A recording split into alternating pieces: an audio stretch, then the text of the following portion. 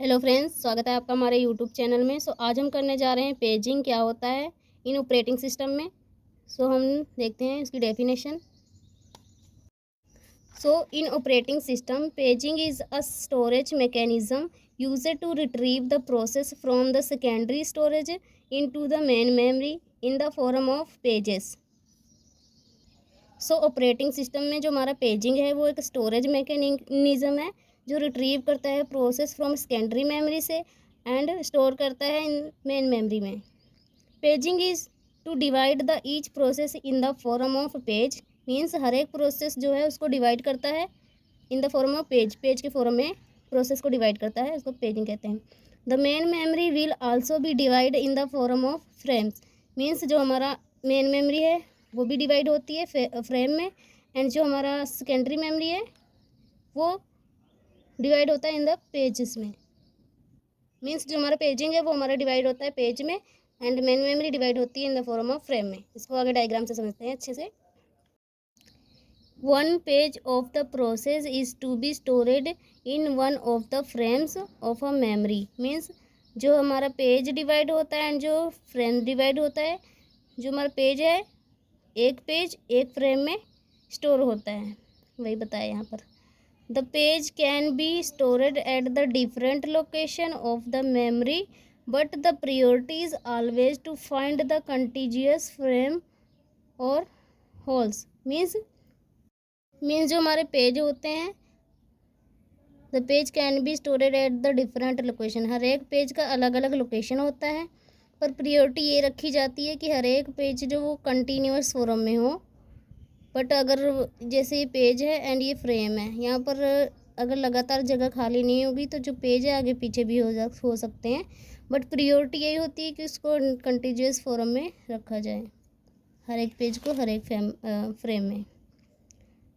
Page of the process are brought in the main memory only when they are required, otherwise they reside in the secondary storage। Means यहाँ से हम समझते हैं जैसे हमारा page है एंड ये हमारा फ्रेम है, हर एक जो पेज है वो हर एक पेज में जाके स्टोर होता है, एंड हमारी ये प्रियोरिटी रहती है कि ये जो हमारे पेज हैं वो कंटिन्यूस फॉर्म में ऐसे स्टोर हो जाके। बट अगर यहाँ पर कोई और है तो ये पेज यहाँ पर आ जाएगा, ये वाला पेज यहाँ आगे पीछे हो सकते हैं। इसकी डेफिनेशन हमने पीछे पढ़ी, अब यहाँ पर इसको समझते हैं। यहाँ पर बताया गया है कि memory only when they are required, otherwise they reside in the secondary storage. Means अगर हमारी मेन मेमोरी को ज़रूरत होती है पेज की, तभी ये पेज फ्रेम में मेन मेमोरी में आते हैं, अदरवाइज ये स्टोर रहते हैं, रिसाइड रहते हैं सेकेंडरी स्टोरेज मेमोरी में। The size of each frame must be equal considering the fact that the pages are mapped to the frames in paging. Page size need to be as same as frame size। Mean जैसे यहाँ पर हमारे frame 4 हैं तो page भी 4 हैं, मतलब page size and frame size must be same, बराबर होने चाहिए। अब हम एक एग्जांपल से समझते हैं। Let us consider the main memory size 8 KB। जैसे कि हमारी मेन मेमोरी उसके पास 8 KB है and frame size is 1 KB। हर एक जो फ्रेम है, जैसे कि यहाँ पर ये हमारी मेन मेमोरी है, उसमें 8 KB स्टोर कर सकते हैं, पर फ्रेम साइज का सभी 1 KB है। Therefore the main memory will be divided in the collection of 8 frame. तो हर एक जो हमारी मेन मेमोरी है उसमें 8 फ्रेम होंगे, क्योंकि हर एक का 1 KB है एंड साइज उसका 8 KB है। There are 4 processes in the system is P1, P2, P3 and P4 of 2 KB। Means हर एक फ्रेम जो हमारा है उसमें 2 KB का, मीन्स हर एक प्रोसेस में हमारे 2 KB का फ्रेम है, तो हमारे 4 प्रोसेस बनेंगे, प्रोसेस 1, प्रोसेस 2, प्रोसेस 3, प्रोसेस 4। क्योंकि 4 को हम 2 के साथ डिवाइड करेंगे तो 8 हो जाएगा ना। तो पूरा जो साइज़ है मेन मेमोरी का वो 8 KB है, एंड प्रोसेस बन रहे हैं हमारे 4। हर एक प्रोसेस का साइज जो है वो 2 KB है। Each process is divided into page of 1 KB। जो हमारा प्रोसेस है वो डिवाइड है 1 KB में, so that 1 page can be stored in one frame, ताकि जो हमारा वन पेज है मीन्स ये जो हमारा वन पेज है वन फ्रेम में स्टोर हो सके, इसलिए इसका 2 KB है, इसका भी 2 KB size. Initially all the frames are empty, therefore page of the process will get stored in continuous. Means जैसे ही हमारा फ्रेम है, फ्रेम में सारा खाली है, तो हर एक पेज है वो लाइन वाइज स्टोर हो जाएंगे जाके, अगर ये खाली होगी मेन मेमोरी तो। सो यहाँ पर हम देखते हैं वो जो हमने पीछे डेफिनेशन की, उसको समझते हैं। Mapping between frames page in shown below. So यहाँ हमारे 4 तरह के प्रोसेस थे, process 1, process 2, process 3, process 4। And जो हमारा मेन मेमोरी का साइज़ है 8 KB, प्रोसेस 1 से लेके 8 तक यहाँ पर है। एंड ये जो है हमारा प्रोसेस 1, प्रोसेस 2, प्रोसेस 3, 4, ये हर एक 2 KB के साइज है। मीन्स यहाँ फ्रेम 1 में 1 KB, फ्रेम यहाँ पर भी 1 KB, हर एक का 1, तो ये 4 हैं, 4 में डिवाइड किए गए हैं। सो यहाँ से हम समझते हैं, let us consider that P3, ये जो हमारा P3 है, एंड P1, ये जो हमारा P1 है, आर मूव्ड, मीन्स रिमूव हो गए यहाँ से, टू वेटिंग स्टेट, ये हमारे वेटिंग स्टेट में आ गए, मीन्स यहाँ से हट गए हैं। After some times now 4 frames becomes empty, means 2 यहाँ के खाली हो गए हैं एंड 2 यहाँ के खाली हो गए, क्योंकि ये दोनों अभी मूव हो गए हैं। तो 4 जो हमारे फ्रेम है वो खाली हो गए हैं, यहाँ पर ये बताया है, become empty and therefore other page can be loaded in that empty location. Means यहाँ पर जो जगह खाली हो गई तो दूसरे पेज आके यहाँ पर स्टोर हो सकते हैं। The process P5 of size 4 KB, means जैसे हमारा P5 आ गया, ये P4 तक है ना, तो P1 P3 हमारा डिलीट हो गया, तो P5 आया एक जो हमारा 4 KB का है,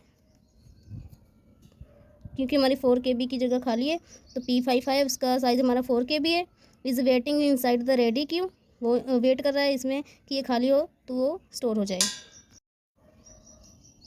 given the fact that we have 4 non continuous frames available in the main memory, means non continuous का मतलब P1 एंड P3 हमारा मूव हुआ है, तो दो जगह यहाँ पर खाली, 2 जगह यहाँ पर लगातार जगह खाली नहीं है, क्योंकि यहाँ पर बीच में P2 भी है एंड यहाँ P4 है, तो इसका नॉन कंटिन्यूअस कहेंगे।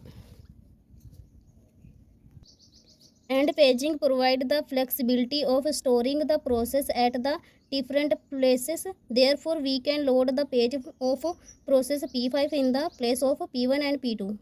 मीन्स ये जो हमारा P1 एंड P2 नहीं, यहाँ P3 है, क्योंकि P1 P3 हमारे यहाँ से मूव हो गए हैं, तो P5 आया।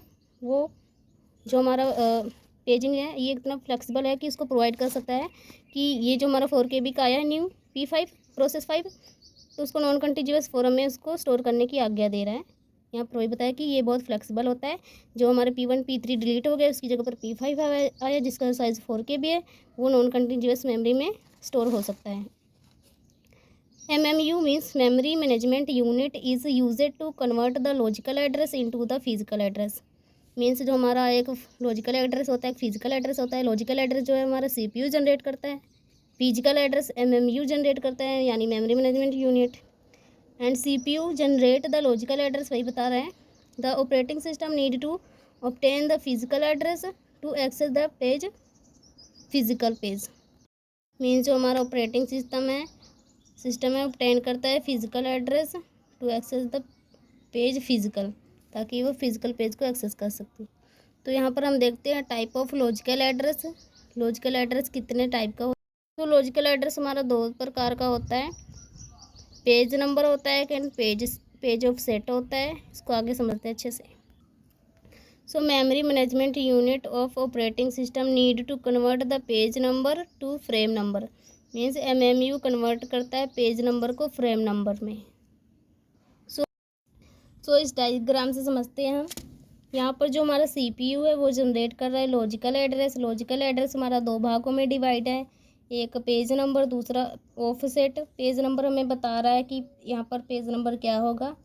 सो पेज नंबर जैसे कि हमारा पूरा 13 बिट है इसका साइज, तो 3 जो हमारा पेज नंबर हो गया, 10 जो हमारा ऑफसेट हो गया। 3 पेज नंबर पर हम जाके देखें, यहाँ पर देखा हमने तो यहाँ पर 2 पड़ा हुआ है, 2 की पावर 10, एंड 2 को हम बाइनरी फॉर्म में लिखते हैं 10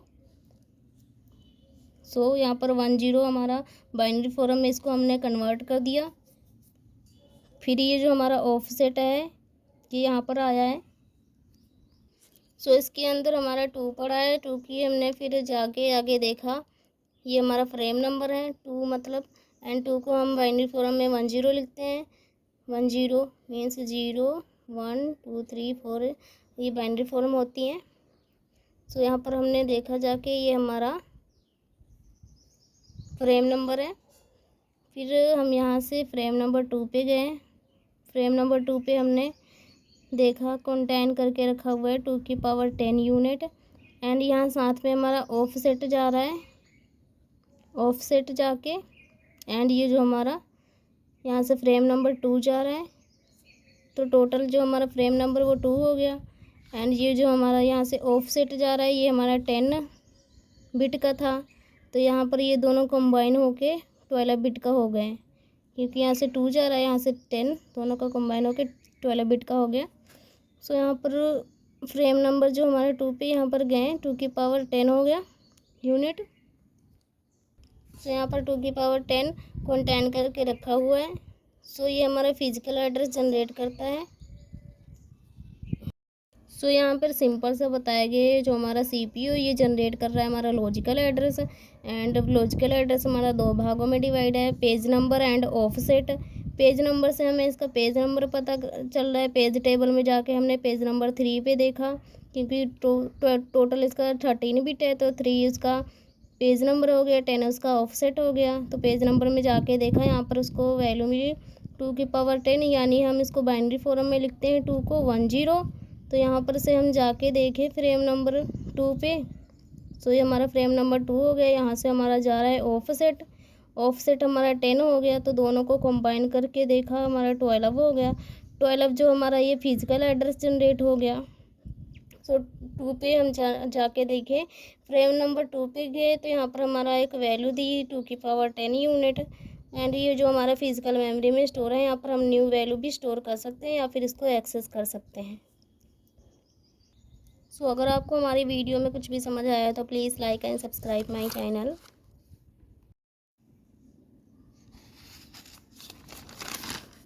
थैंक यू।